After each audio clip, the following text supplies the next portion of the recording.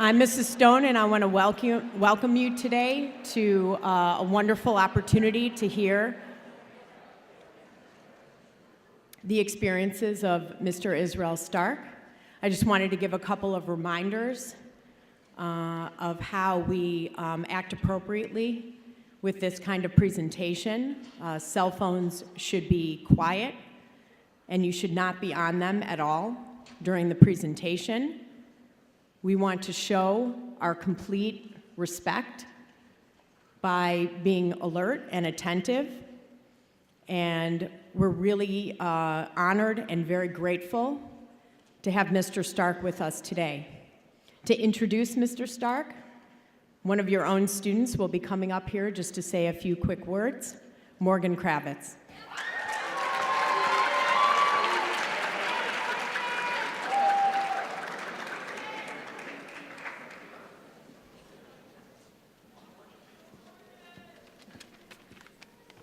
Hello, good morning, everyone. My name is Morgan Kravitz, and I want to thank you for coming today. I'm so honored to be able to introduce our guest speaker. Mr. Israel Starck is a Holocaust survivor. He was born in 1929 and lived in the Czech Republic in Eastern Europe with his family. In 1944, when Israel was just 14, he and his entire family were deported by the Nazis to Auschwitz. His parents perished in the camps, but he survived, only to be transported to 3 different concentration camps over the next year. By May 1945, Israel and the other survivors at a Bensi camp were finally liberated by American armed forces and were taken back to the United States with other war orphans like him.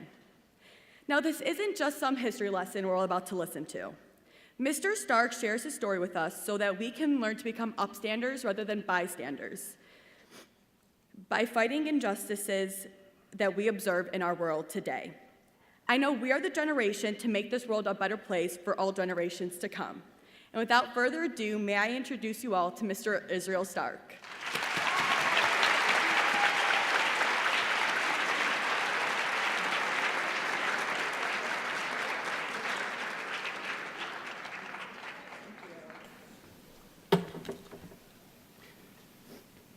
May I have your permission to sit down if I want to? Thank you very much. I also would like to thank you very much for your welcome and your ovation. I think I should be the one to applaud you for taking out time from your studies and be here present at my telling of my experiences during those terrible times. So if I may sit down, I'm going to do so. Thank you. I have a few notes here.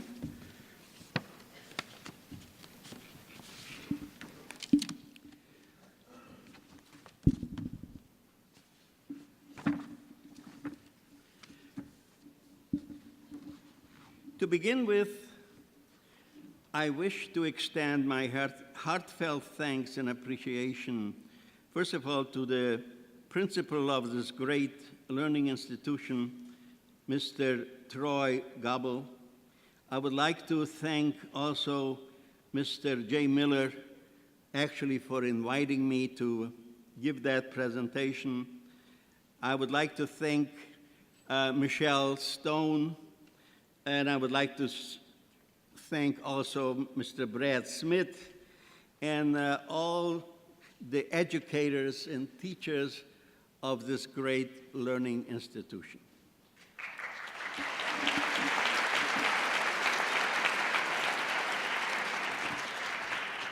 And of course, also to you, my friends, to you, my young friends, young ladies and gentlemen, boys and girls, you are the mothers and fathers of future generations. You should pass on the history of this tragic Holocaust that has occurred not in the distant past, but in your parents' and grandparents' lifetime. Unfortunately, the number of survivors who can stand in front of you or sit in front of you of this great assembly and state that which I'm about to tell you is unfortunately diminishing every day. Every day there are less and less survivors that can tell their stories. And each one has their own personal story. Each one can write their own book. They're not two alike. What I'm about to tell you, my friends, is not something I heard from my father or my grandparents. I'm the living witness. This is my personal experience.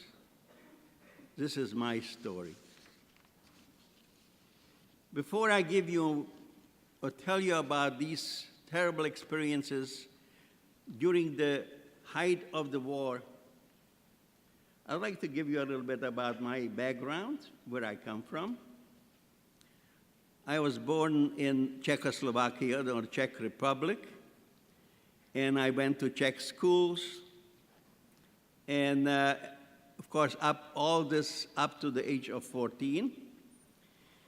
And I must tell you that I was also a little bit of a mischievous child. There are certain things which I did, I just want to tell you about, but I don't want you to set any examples. I had a teacher who had a long black beard, and at the age of 10 or 11, I didn't particularly like that teacher, but he fell asleep at his desk, and his beard was covering part of the desk, and I got a hold of some glue and glued the beard to the desk. It was not a very good deed, but nevertheless, I did it. And also, there was another teacher that usually used to teach us holding a staff in his hand, a wooden staff. And he also told us there's going to be a certain test that we should prepare ourselves for. And none of us were prepared, of course, to face or go through that test. So I told my friends, don't worry, that test will never take place. Why? Because I knew that this particular teacher has a terrible allergy to garlic. So once when we were paused before we started the next lesson, I took some garlic and rubbed it on his staff.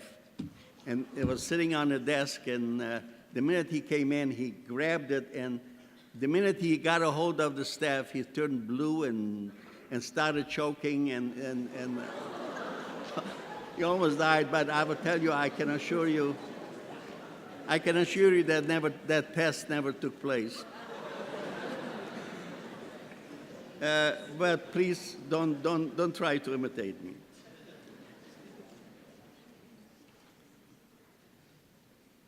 The Czech Republic was a very democratic country. It was, I would say, as far as Eastern European countries were concerned, the Czech Republic was quite advanced in many ways, in modern techniques and so forth. Nevertheless, you must picture that in my time, I still lived during a time where there were not too many phones in households. Communication was not what you know of today, going around with your little boxes in front of you and pushing it. There was electricity, but not everybody was able to afford it. Of course, we had the radio, and nobody even thought that there is such a thing as a dream about television. But we had the radios, and we didn't have one in our home. But our neighbor fortunately had one, and also I had two sisters. I was the only boy. I had three sisters and my mother and father. That was the number of our family. And as I mentioned before, since many people couldn't have any radios, but my sisters usually went into the neighbor and brought back some of the latest news or the propaganda that the radio was spitting out about the tremendous victories of the German Reich, of the German war effort. So one morning, it was actually a morning after Passover in 1944, there was a knock at the door. Must have been early in the morning. There was a knock on the door, and my parents opened the door, and there were the following individuals standing there, one German SS officer, two Hungarian gendarmes, and they made a quick announcement. They said, we give you 1 hour to pack and take whatever you can carry, and you have to show up about 2 blocks away in the backyard of the particular synagogue in our neighborhood. We didn't have any fancy suitcases and so forth, so my mother pulled out a bat sheet and she started throwing in a few different items in there. Can you imagine, my friends, somebody tells you, we give you 1 hour to pack and you might not see your home again after that. What do you throw? What do you take with you? This is a time when it was really even difficult to think. Anyhow, there was not too much food in our house because certainly in Passover we don't have any bread. But my mother started throwing in certain clothing, articles of clothing and a few other things, and finally she bundled it up and off we went to that particular address where they told us to report. At that moment, my sisters, my 2 older sisters, decided that they are going to run away. They're going to disappear. So they went out in the back of the house. There was a window facing a forest area or backyard area. So they went out through that window, but my older sister, her name was Gizzy or Gittel, she sent back my younger sister, Yoli, and she told her, go fetch the candlesticks that we have and maybe a few pieces of jewelry that my mother has, and I'm going to dig a hole right in front of that window, and I'm going to bury it there, just in case if we ever return, at least these valuable things will not disappear. Also, my cup, my father was a very, very religious Orthodox Jew, and he used to make what we call blessings over a certain silver cup on the Sabbath, every Sabbath, so that was also included, and she buried it right under that window. And of course, as we reported to that place, they constantly checked and see that if everybody should be where they, according to their list. And of course, my mother was very concerned because my sisters were missing. And she showed a lot of concern, and I did not have any answer for her. But after about an hour or 2 hours, suddenly I see in the distance my sisters approaching, and I tell my mother, don't worry anymore, they're here. And my sisters told us, there's no place to hide. There's no place to go. And just whatever will happen to you will also include us. So they joined us. And sure enough, after they determined that everybody was present at that backyard, according to the list, they marched us off to a temporary place called the ghetto, which was a temporary housing before they would transport us to, of course, to our final destination, to Auschwitz. Of course, we were not told that we are going to be transported to Auschwitz. We were told that we are going to do some farm work in some Hungarian farms, and we will be safe, families will be together. And sure enough, I don't remember the exact time, whether it took about 10 days or less. But the reason why they housed us as a temporary ghetto in this brick factory, it was an old brick factory, because trains could move in and out. So consequently, they didn't have to take us to another platform and load us into the train. Sure enough, after about, as I said, maybe 5, 6, or 7 days being in the ghetto, the freight train moves into that brick factory, and they line us up. And usually about 70, 80 individuals to a boxcar. If I would say that you want to load up with individuals or with human beings, that these cattle cars, and if you put in 50, maybe people will be able to find a place to sit. But they loaded us up with at least 75 to 85 individuals. And some people that were sitting couldn't stand up, and some people that were standing up couldn't sit down. Anyhow, as the train started moving, they picked me and they said, Srulik, they called me, my actual name was Izzy or Srulik or Sruli. So they called me Srulik. They lifted me up and I said, you know, there's a little rectangular, every freight car or a cattle freight car had a little rectangular window. And they lifted me up and they say, why don't you look out that window and tell us, as the train passes by certain stations, of course, the train had to slow down. So as I was peeking out, as you see from that, later on from that book, as you will see, I'm peeking out through that rectangular window. I called out each time the station that the train is passing by. And pretty soon, I think my parents, and including all the other people in this unfortunate boxcar, were quite aware that we are not heading for some Hungarian farms to pick tomatoes. We are heading towards Poland. And as soon as we arrived, the train slowed down, and again I am peeking out through that rectangular window, and I'm reporting now. And they ask me, what do you see now, Srulik? And I say, I see some platforms and a lot of bundles, a lot of suitcases in the side. Sure enough, that was our final destination. The train slowed down and finally came to a halt. The doors of the boxcar slid open, and there was a young man who was in charge of these arrivals, and he started shouting in a very loud voice, Aussteigen. Aussteigen means to disembark. Everybody had to disembark.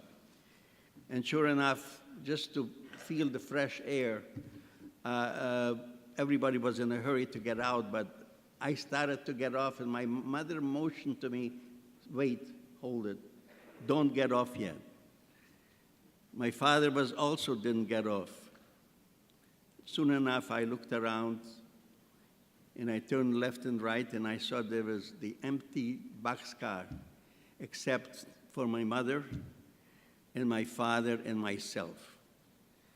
My mother motioned to me to come closer, and she opened up that bundle that she had with her that was from a bed sheet, in a bed sheet. She started taking out articles of clothing and putting it on my person. And I asked her, Mother, why are you doing this? And she says, because whatever is on your person, whether you can wear, you might be able to save. I see we have to leave everything here. That was the command. So we cannot carry us with me, and I cannot carry that bundle with me anymore. So she kept on putting this clothing on me, and that young man finally passed by our empty freight car, and he got very, very upset. He got very angry that why are we still occupying it? So he shouted to my parents, you were told in Yiddish, in Jewish. He says, Yidene, ich zugach, dass ihr sollt herugehen. He says, you were told that you should disembark. Why are you still there? And my mother motioned, another minute. Finally, he didn't believe her that she's going to keep her word. So he finally mounted the boxcar and came up. And as he saw what she was doing this, he turns to her and says again in Yiddish, wird es nicht dürfen. He says to her, he will not be needing this. Why are you doing this? And she says, stop doing it. And finally she says, I want you to get off. But before that, he turns to me and looks me straight in the eye, and he says, Ingele. Ingele means young boy. Wie alt bist du? That means, how old are you? And I say, I'm 14. And he looks at me and says, no, you're not 14, you're 18. And as I mentioned, I was a little mischievous, fresh kid, and I started arguing with him. This is with the young man who was in charge of these arrivals in the striped prison suit. And I asked him, why are you telling me that I am 18 if I'm 14? And he says, young man, please remember, you do not ask any questions here. If I tell you that you are 18, remember you're 18, now get off.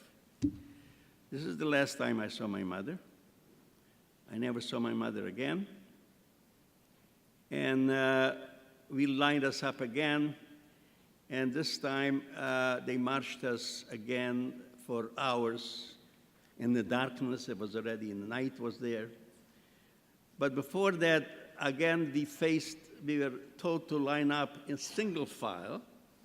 And my father was in front of me, and in front of my father was somebody also from our city. Questions were asked, just a few questions. Finally, my father's turn came, and I heard the question asked from the German officer. I cannot really tell you whether it was the famous Mengele, who was the one who was sending people either to their death. He was the final judge who should live and who should die. But yes, my father, first question was, how old are you? My father told him how old he is.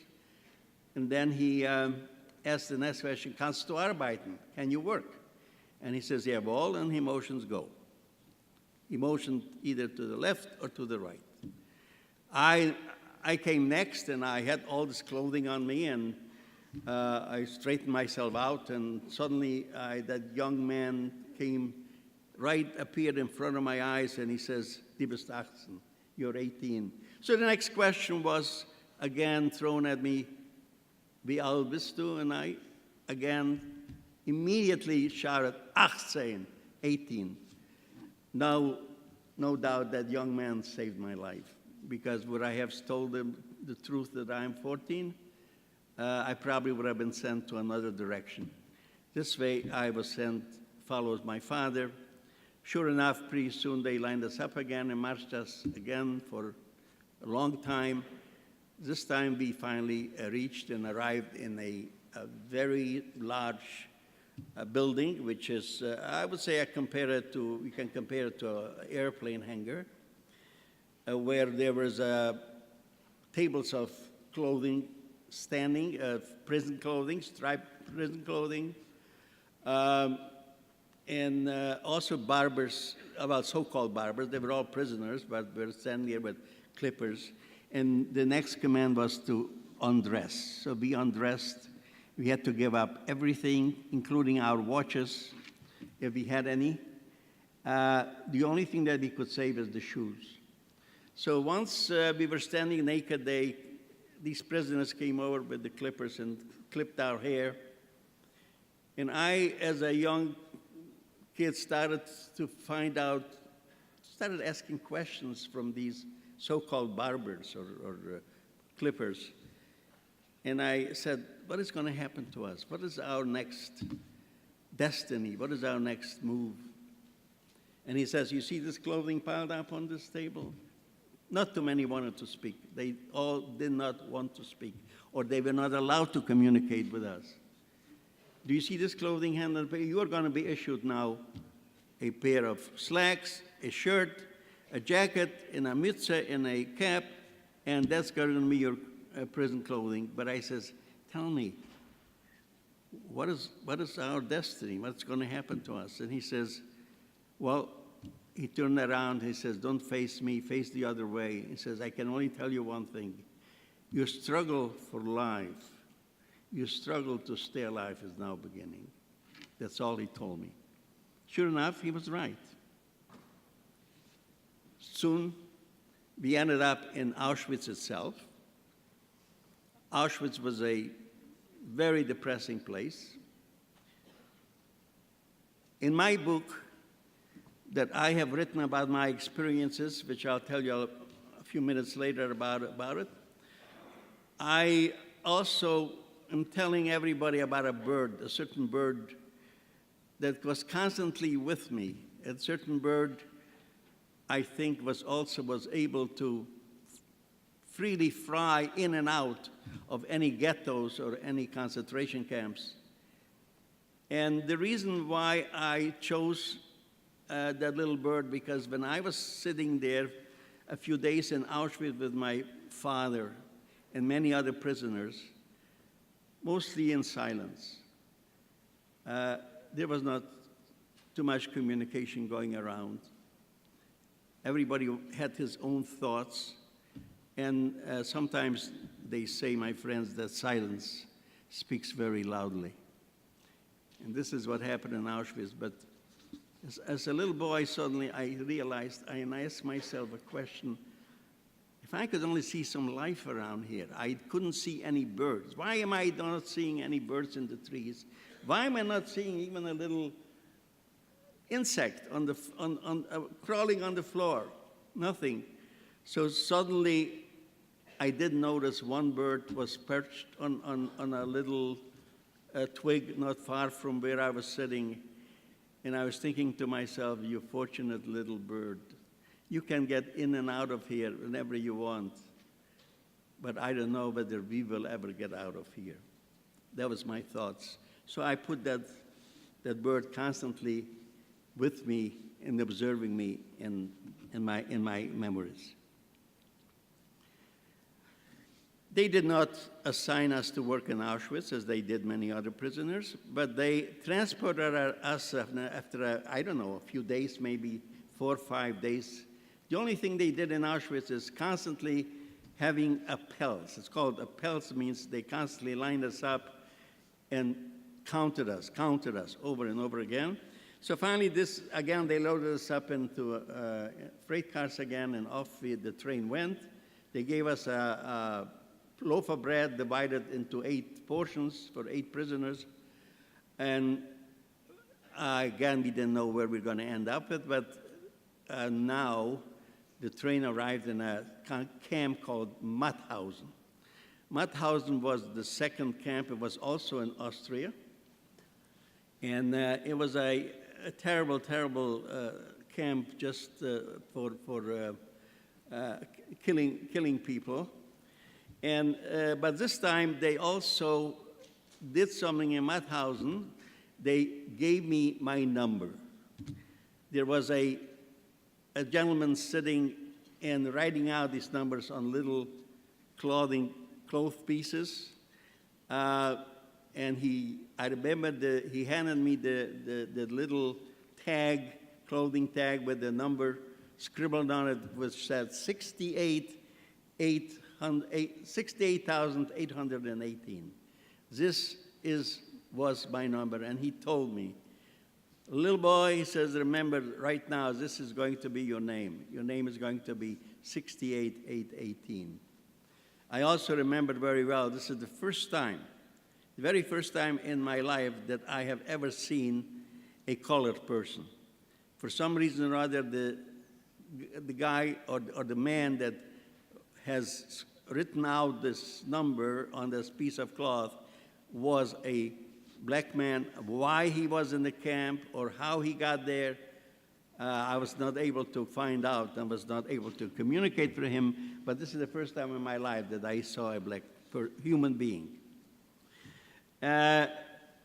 Also, unfortunately, this was the place where I was separated from my father. Again, every day we had to line up, counting us again and again. And everybody was in a hurry to line up because sometimes they were so ruthless that if somebody was late in running into lining up, and they usually lined us up in rows of 5, 5, 5. If somebody was late, they might have just for the fun of it, kill him or beat him to death because of that. So I lined up very quickly, and my father was not with me, but he was about 5 rows in front of me. German officer came along and started counting, and suddenly about 3-4 rows of me put his hand in the middle of the lined up prisoners and says, "March." And this particular contingent marched away. My father was there. So this is the last time I saw my father, and I never saw him again.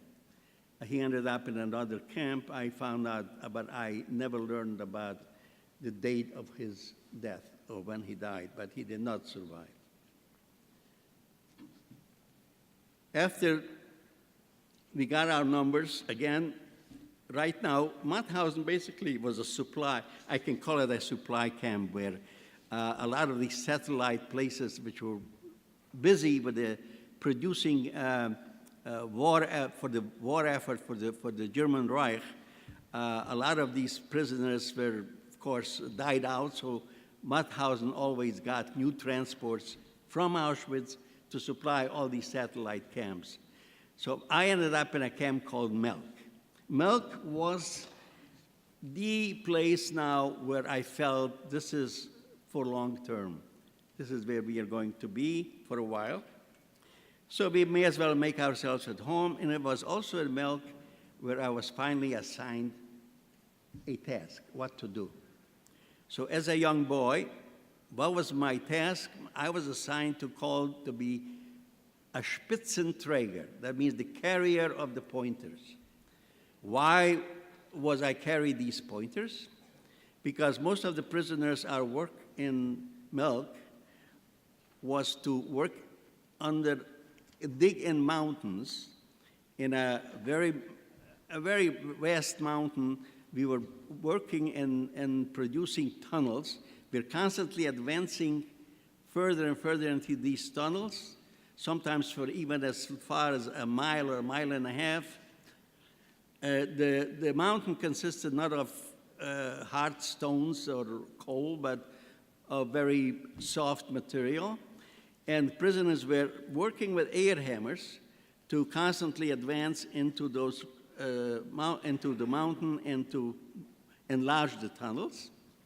And as we advanced, and they were working with those air hammers had pointers, steel pointers, and after a while, of course, working with them, they got dull, and they had to be sharpened again. So my job was to take the dull ones, collect the dull ones from these prisoners, carry them out from the tunnels, and bring it to a blacksmith who had a fire going outside, and he used to heat up those pointers and bring it to black hot and hammer it into point again and sharpen them. My friend, there was a tremendous advantage because, first of all, I had access to fire. And having an access to fire, I could sometimes either find a rotten bone or a potato and so forth, and maybe burn it and so forth and chew on it, or a rotten potato. And the same time, I found out the biggest problem in that camp was dysentery. Many people, or many prisoners, they contracted that disease and they couldn't shake it, and eventually they died.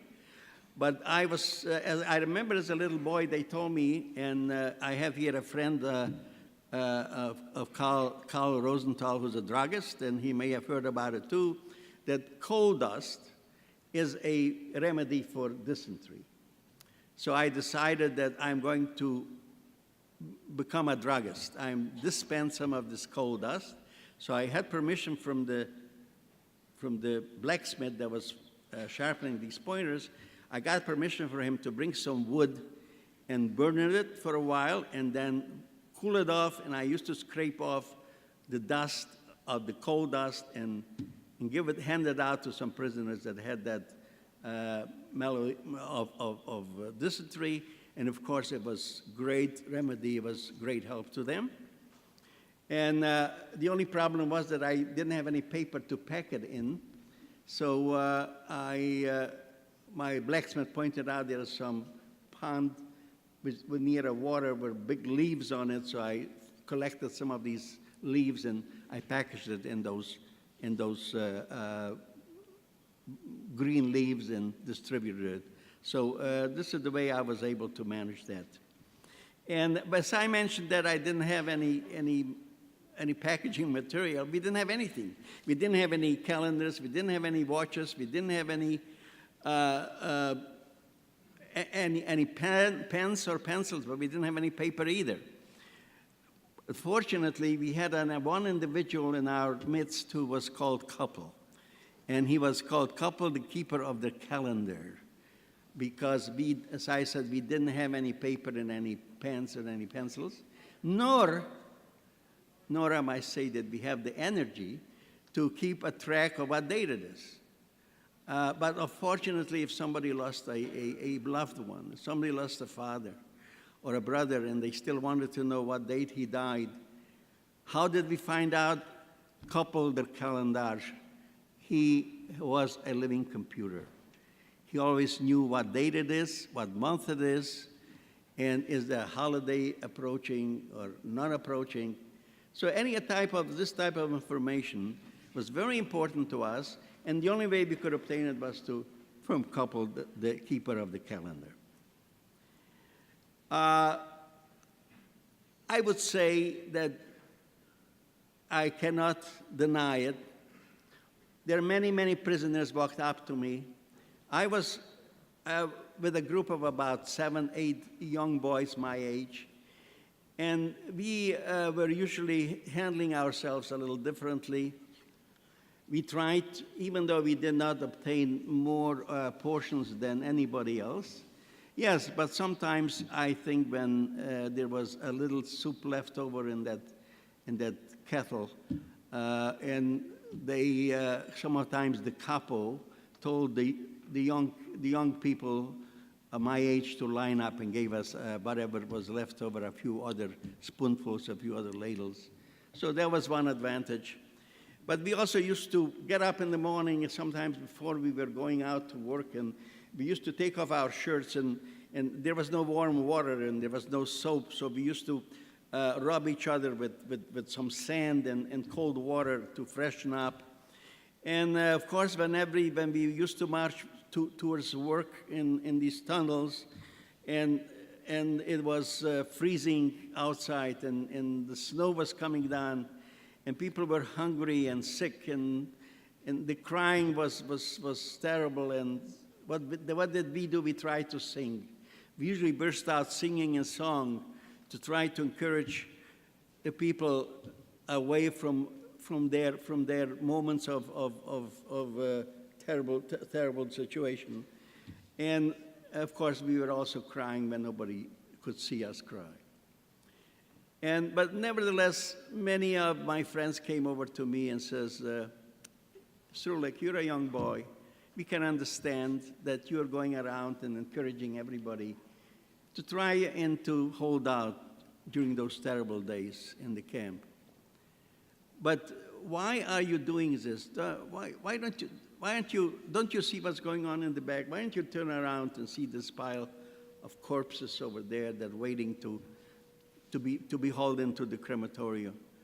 We are all going to end up over there. So why do you encourage us to try to survive? My answer, my friends, was usually, I am not a prophet. I am not a representative of God. I don't know why God turned away from us, and I don't know why we are being subjected to this terrible punishment. But I can tell you only one thing. I have hope. I have something that I can hold on to, and you are giving it up. Just to give you a little example, I recently had some surgery, and the surgeon, I went to visit him after the surgery. It was back surgery, and he found out about my book, so he told me, I got your book, and I read it. And he says, I also read some of the other books from some other people who also went through this terrible tragedy.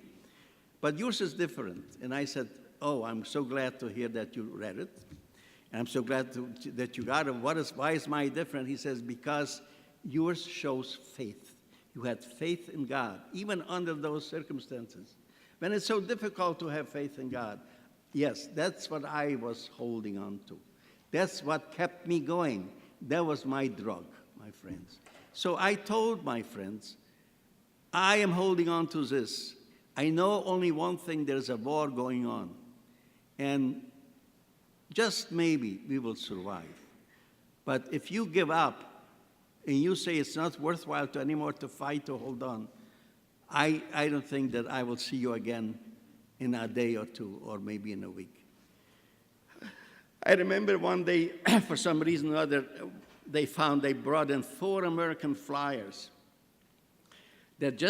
Their plane was shut down. They just left a base in England about maybe 6-7 hours ago.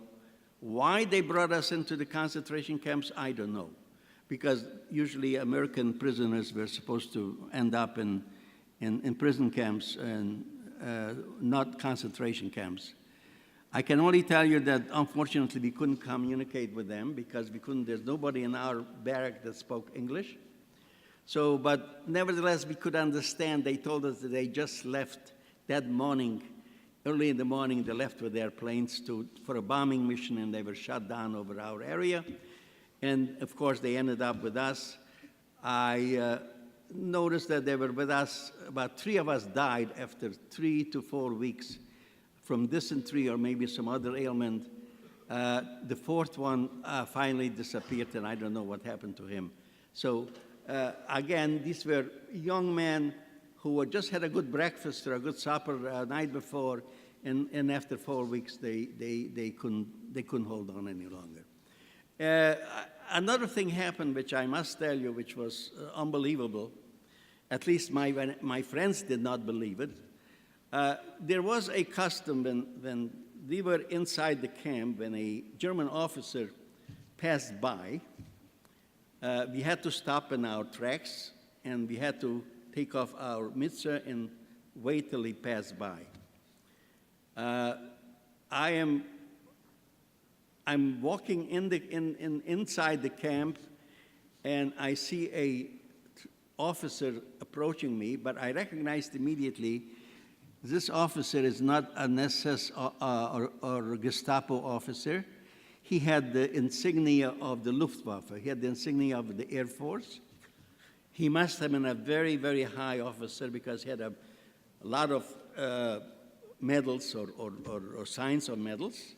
He also had a beautiful leather coat with a fur collar. And as he was approaching me, I stopped in my tracks and I took off my mitzvah and I stopped. And as he passed me by, he says, halt. Means don't move, stop. He faced one direction and I faced the other direction. He says, dreh dich nicht herum. He says, don't turn around. And I didn't turn around, and he says, his young boy, he says, I can only tell you, es wird nicht mehr lange dauern. He says, it will not last much longer. Halte mal aus, he says, hold out much longer. It will not last much longer. And then he started walking away. I put back my mitzvah, and I ran back to the barracks, and I faced my friends, and I says, I must tell you something unusual happened. And I tell them the story about what happened to me, and they never believed me. I don't know whether they ever believed me, because they thought that I was hallucinating or telling them an encouraging story. But yes, my friends, there was a war going on, and we knew that, and we could see the bombing missions going through our area day and night. So, but when this is going to end, we were not sure. And as the war was continuing, not in the favor of the Nazi murderers, fortunately, and they felt that no camp should be liberated as the advanced forces, army forces, were approaching any of these concentration camps. So basically, they, whenever the it was either the Russian army, or it could have been the English for that point, or it could have been even some of the French. Whenever they approached a concentration camp, they emptied it out by marching these people away, usually to some other destination, usually by marching them by foot. It was in the winter time, of course, because it was early 1945, and usually as it happened to many other camps, very few arrived. All I know is that in our group, they marched us out about between 1,500 or 1,600 prisoners, and maybe about 400 to 500 arrived to Ebensee, which was the final camp that they took us after emptying out milk. We finally arrived in Ebensee, as I said, of course, all my friends, young friends were with me. All my young friends survived, but the problem was that Ebensee, which was the fourth and final camp, we did not receive our daily portions of so-called bread. It was called bread, but it was not actually bread made from regular wheat flour. It was made from a concoction of other stuff. They divided into portions of 8. We did not even get that portion. So the situation was very terrible because people were just dying from hunger or going. I have seen some people that are losing their minds and going mad because of the hunger pains. And one morning, it must have been, I would say, maybe the 5th or the 6th of May, I look up to the guard towers surrounding Ebensee, and I took my friends and I say, I want you to take a look. These guard towers are not manned anymore by German SS officers with machine guns, but rather I see civilians with white flags mounting these guard towers, and I say, I want you to take a look, confirm it that I'm not seeing, it's not a hallucination, it's right. And they confirmed it, yes, we agree with you, it's civilians. And suddenly we also heard the artillery sound of shells flying back and forth. My friends, we immediately realized, well, maybe the war is just coming to an end. And fortunately, me and my friends were still not suffering from any typhus, as many people contracted that disease at the end of the liberation, or we were able to stand up. So finally I said to my friends, let's get to the gate and welcome our liberators. Sure enough, we were standing at the gate, and suddenly we hear the rambling of some armor or tanks approaching. Suddenly we see 2 American tanks with the white star approaching. And my friend says, well, they're coming towards us, maybe we should move. And I says, I'm not moving. If I have to be trampled and killed, I would rather be killed now by an American tank than die from hunger. And they stopped in front of us, and suddenly we all fell on these cold steel threads. And we started kissing each point and each screw. We started kissing and hugging it. And with one solid voice, we were shouting, food, food, give us some food. One terrible mistake they did, this advanced group. Some of the turret of these tanks opened up, and some of the soldiers started throwing out some crackers, cigarettes, or chocolate. Can you imagine all these prisoners, they could hardly stand up. Everybody lunged and tried to grab something, whether it was a cracker, was a cigarette. And if somebody got a hold of something, they grabbed it from him. And unfortunately, when this melee was taken asunder, there must have been at least 20, 30, or 40 that never got up, that they were just suffocated or trampled to death. Immediately they realized the terrible mistake to do this, so they stopped and they gave us to understand in many different languages, they gave us to understand that there is some help coming along. There are some field kitchens, army field kitchens approaching the camp, and then they will set up these kitchen and give us food. But it will take about 5 or 6 hours. Sure enough, pretty soon they set up these kitchens and they started dishing out a concoction of oatmeal or rice with bacon. And prisoners started gobbling this up. And for some reason or another, I said to my friends, for some reason or other, I can't partake of this. And sure enough, I see people gobbling that concussion up and dropping left and right. My friends, our digestive system was so shrunk from hunger that when this fat concussion was taken in, the digestive system just couldn't digest it, couldn't take it, and it was like it exploded. So they immediately realized that this is also a terrible mistake.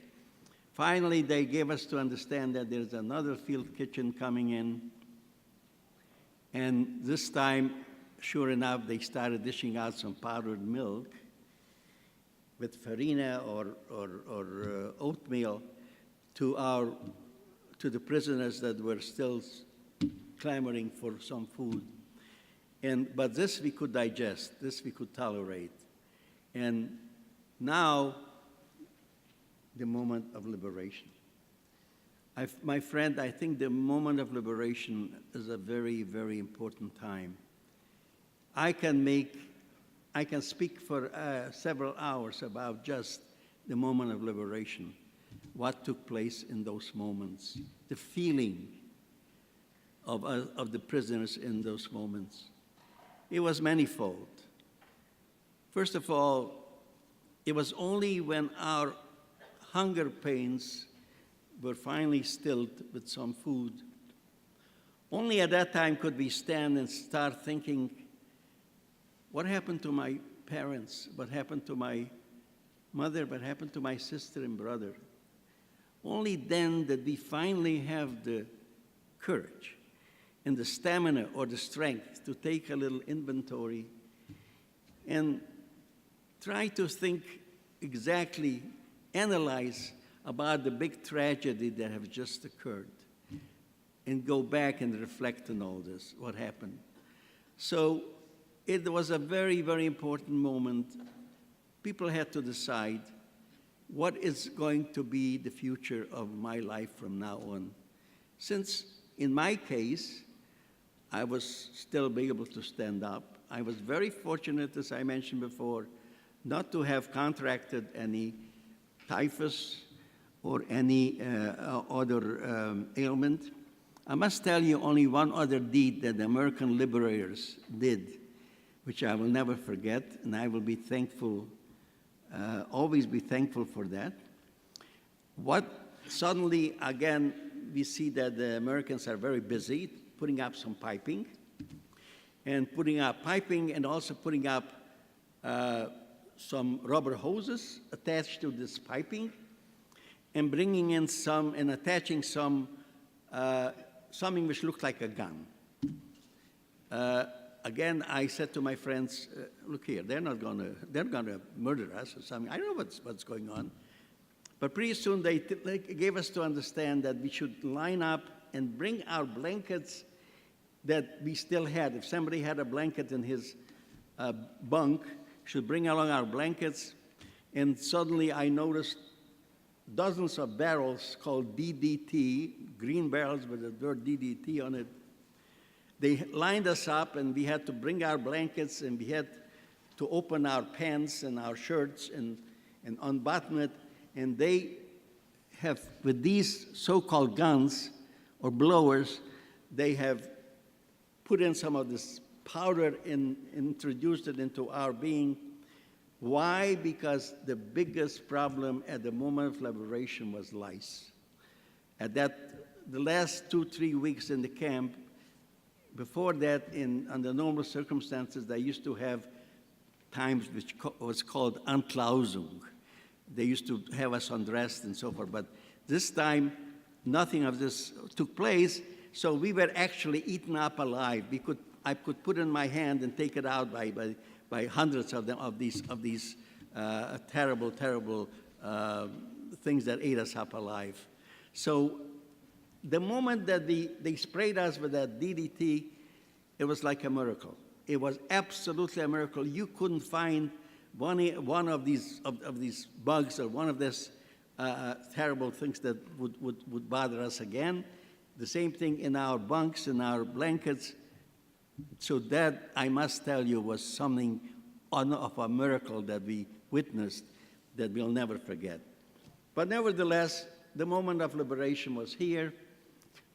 And the only thing that we could think about is, how am I going to find out who has survived, who didn't survive? There was, again, no communication. There was no telephones. There was no airplanes. There was no trains. Everything was destroyed, bombed out. People couldn't move very easily. Nevertheless, that was our thought. We have to get home and find out who survived. The only place where we're going to have that information. My friends, it took me about 3-4 weeks. It took me to finally make my way back to Czechoslovakia or Podhoryan or Munkac, where I was born. Fortunately, my 2 sisters also survived.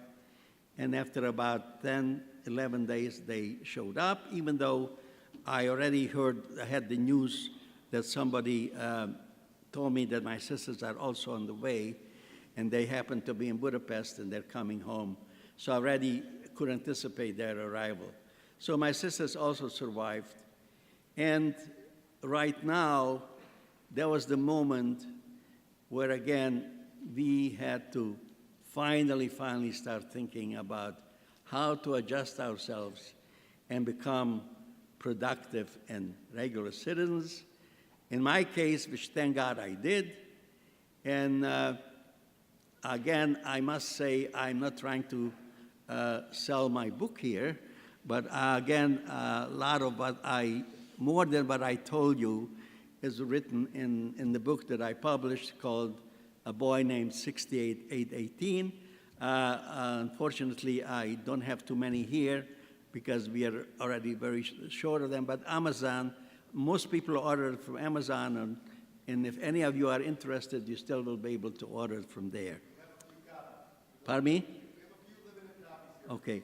So anyhow, I would like to end with this, and thank you very, very much for your attention. I would very much like to ask the faculty to allow us maybe to have a little period of time for questions and answers. For one reason, because I usually learn more about your thoughts and how you visualize these terrible days by your questions. So I would appreciate if anybody has any question, you may voice it now. So I'm going to be walking up and down the aisles with Mr. Anderson over there, and we're just going to kind of go back and forth. So if you have a question, if you want to raise your hand, we're happy to have you guys ask some questions. Mr. Anderson, I'll go first over here. So let's stay quiet, and if you can ask your question into the microphone, that would be great. Hello. I just want to say that your family and your memory is definitely a blessing, and that we're very honored to have you here today. I was wondering, after the war, how did you get to America? Was there like a prisoner of war camp, or how did you finally get to America and get out of Europe? I understand. Thank you for a very good question. I understand, but you're asking, how did I end up in America after the war? Is that it? Yes. Okay. After the war, I as a young man of 17, 18, I became a very ardent Zionist. And I went around helping people to be transported to on Aliyah, it's called Aliyah Bet, or there was no legal way of young men to get to Israel. So they usually had to go through other means by smuggling themselves in with whichever way was able to. So usually I went around holding speeches about the importance of us after liberation and after what just happened to get to Israel and build our own country. And I joined a group called a kibbutz.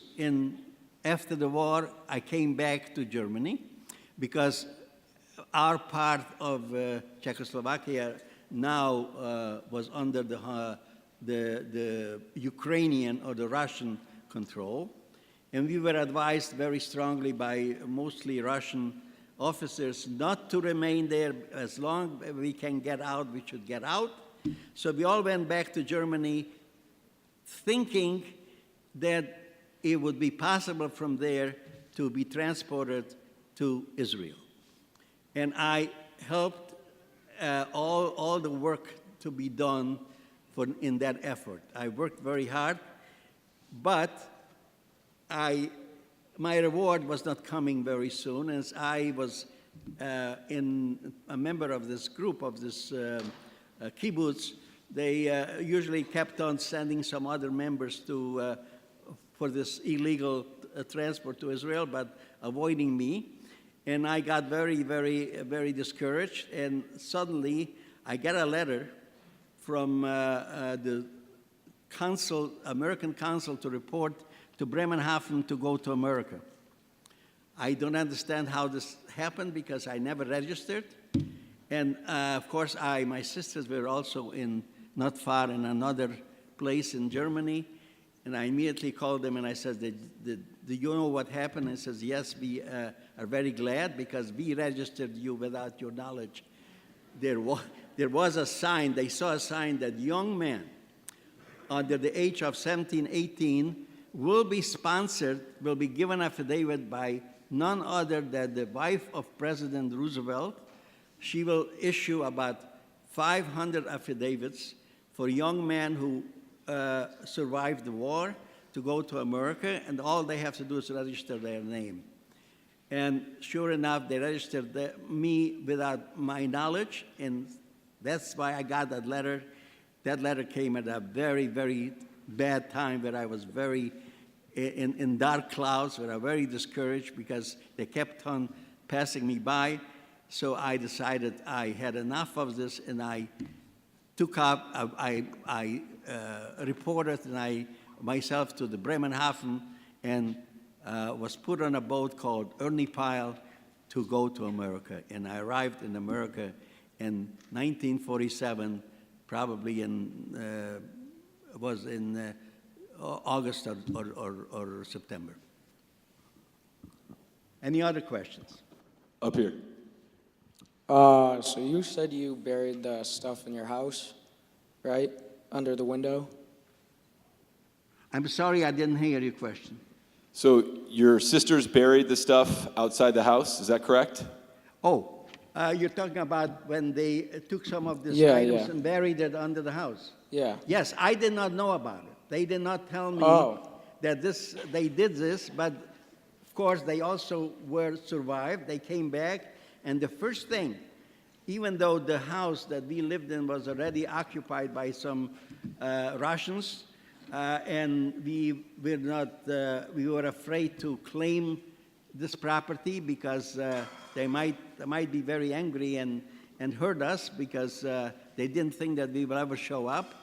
And that was number one. Number two, we did not plan to stay there and become citizens again in that country. So yes, the first thing they did, and they found it, and I have pictures in my book of some of these items that we recovered because they were buried it. Another question that I'm usually asked: how come I have pictures of my youth and also of my school class in the book? Again, after the war, I had an aunt who was my grandfather's sister, who was living in Flatbush in Brooklyn, and she found out that I survived and I came to New York. She invited me to come to visit her, and on a visit to her in 1947, she handed me an envelope with pictures, which was the most wonderful surprise. And I opened it up and I saw pictures of my school years and also pictures when I was a little boy. and also pictures of my parents, which she managed to get from the family sent to America during the 1930s, I imagine. So this was very, very welcome, and yes, we did recover that. Thank you. Any other questions? Next question's over here. Over here. Straight ahead. There. Yes, Michelle. First of all, Toda Rabah, thank you a lot for speaking us today. I wanted to ask if after liberation, did you ever meet up with your friends in the camp, or do you still continue to talk to them to this day? Thank you for thanking me. Yes, I met with we were about a group of about 7 or 8. I met with about 5 of them that also came over to America. Some of them settled in Cleveland. 2 friends actually that were with me settled in Chicago. One passed away already. 2 passed away, and 1 is still alive that came off the boat in America with me. So 1 is still here in Chicago, and yes, I managed to be in touch with about 2 or 3 of them, but unfortunately, they're not very. Only maybe 1 or 2 are left of this group that are still in existence that were together with me. Any other questions? Over here. Yes. Hello. My question is, where did you come to, like what city did you come to in America when you first got here, and what was your first job? Could you please repeat the question? What city did you come to when you first came to America, and what was your first job? Yes. What was my first job here in America? Well, I must say that when we arrived to America, we were still a group of about 7 or 8 young men. Not all of them were liberated with me in the same camp, but they also came into this country under the same affidavits that was issued by the wife of President Roosevelt. And at the minute that we disembarked from the Ernie Pile in New York, and that we witnessed also the Statue of Liberty, the minute we disembarked, we were under the jurisdiction of an organization called Jewish Children's Bureau, which was a branch of the Federation. And we were told, young boys, we will be glad to support you in any way we can. If you want to go to school, whatever school you pick, we will finance it. Do you want to learn a trade? You want to become a tradesperson? We will also help you acquire that trade. You want to go into business? Tell us what your plans are to go into business. Why? We will help you. So they were very, very helpful in helping us to get established in this country. I personally said the first thing I have to learn English, because my friends, I did not know 1 word of English. Maybe I knew about 2 or 3 words that I learned on the ship or on the army boat coming together. Say thank you and excuse me. I said the first thing I want is to learn English. So they managed to get an agreement of acceptance to Hyde Park High School, which was in the south side of Chicago. I believe that school is still in existence. And fortunately, I graduated from that school after 2 years, even though I did not go through the entire curriculum. And after that, I said to them, well, I also don't want to accept any donations from you anymore. I want to earn my own money now.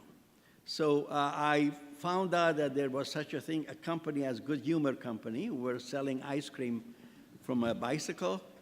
Not only that, but they also issued me a nice uniform, and I became a Good Humor salesman.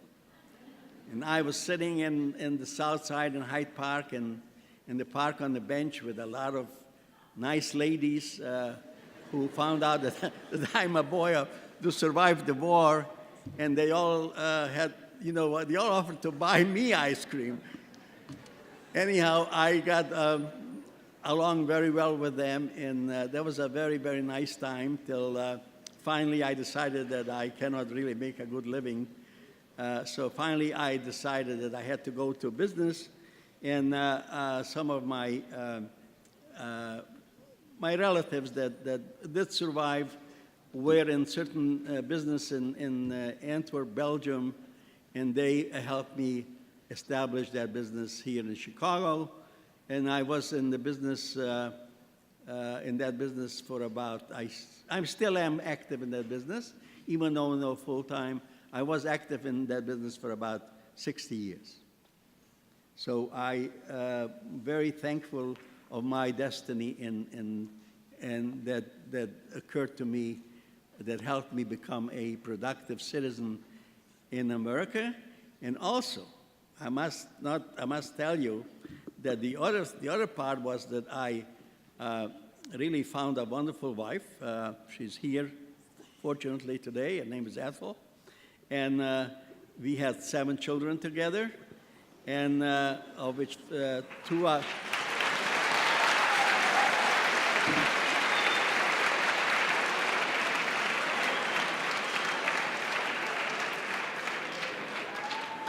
Of the 7 children, 2 live in Chicago, 1 lives in New Jersey, and 4 live in Israel. And must tell you that you probably will not believe this, but it's true. We also have, thank God, about close to 50 grandchildren and about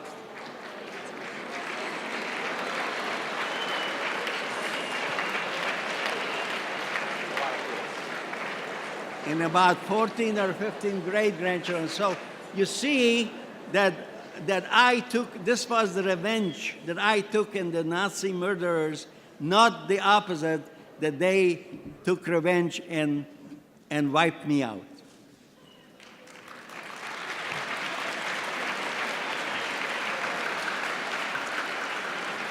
If we have time for more questions, I am willing to answer a few.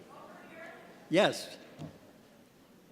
So while you were in the camps with your friends and other camp members, were you able to continue to celebrate and observe traditions that you did while you were at home before you were interned? Michelle, you have to give me again that question. Yeah. Were you able to continue celebrating traditions that you did before you were put into concentration camps, like while you were in the camp? I didn't get it. To celebrate holidays in the camp.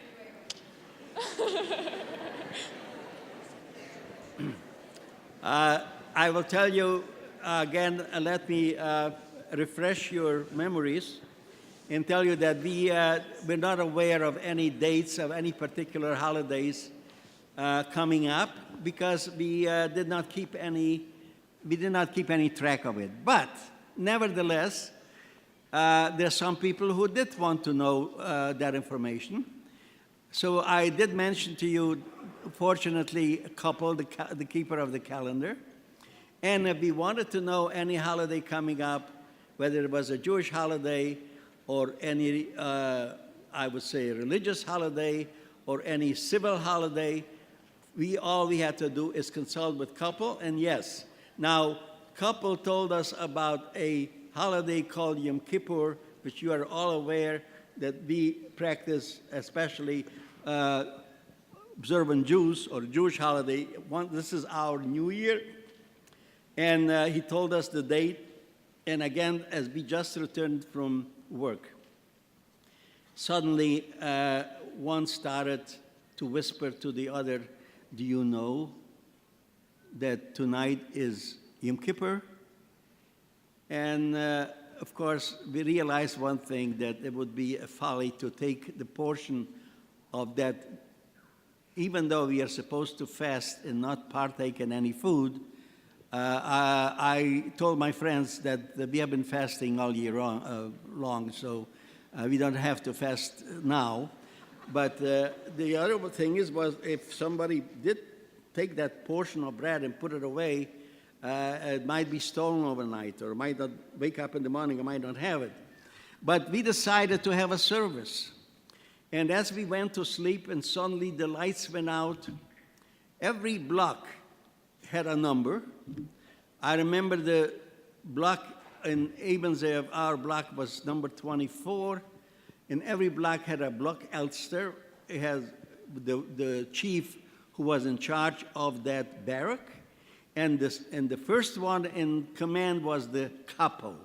He was usually the head of the barrack, and he had a lot of power. He carried out a lot of the will and the whim of the SS, and sometimes they were very ruthless, and the more people they murdered, the more favors they found in the eyes of the SS. And some of them, of course, we were very fortunate. We had a capo in our barrack whose name was Fritz. He was a German. He was a German origin. He was a homosexual. And he was very, very civil to us, never killed anybody. As a matter of fact, he was the one, whenever there was a little of the so-called soup left in the barrel, he told us, the little boys, to line up again for a second portion. So we decided to have a service, and anybody that could remember any prayers by heart, suddenly as I started falling asleep, I heard a prayer, somebody get up and say a prayer quietly, and everybody started crying, and there was a terrible, terrible cry, and everybody sighing, remembering what Yom Kippur was like during our times when we were still home. And then a second person came up, and he remembered another prayer, and I fell asleep because I get up in the morning, we were getting ready to go to work like any other day, and I turned to my friend and I said to my friends, we were usually sleeping about between 7 and 9 in they had the 3-tier bunks. I usually occupied the top bunk. That was my favorite, rather than the second or the third or the bottom tier. I woke up and I said to my friends, you know, I had a strange dream. I had a dream that this Yom Kippur, and we had a service. We were saying it, and I could still hear some of the prayers that were recited during in my dream. He says, what are you talking about, a dream?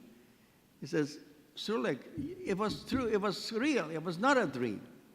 And I says, what do you mean it was not a dream? I says, we actually had a service going on.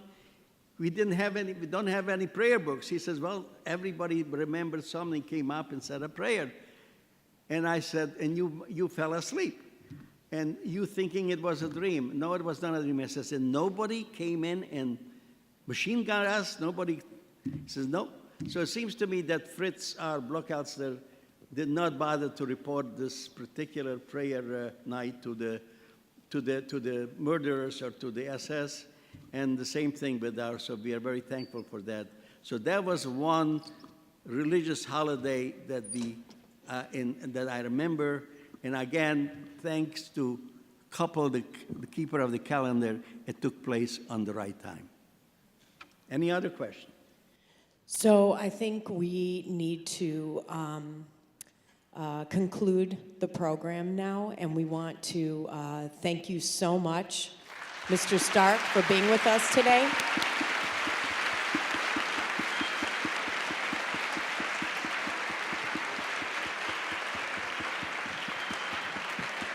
For anyone who is interested in purchasing a book, it's available over there.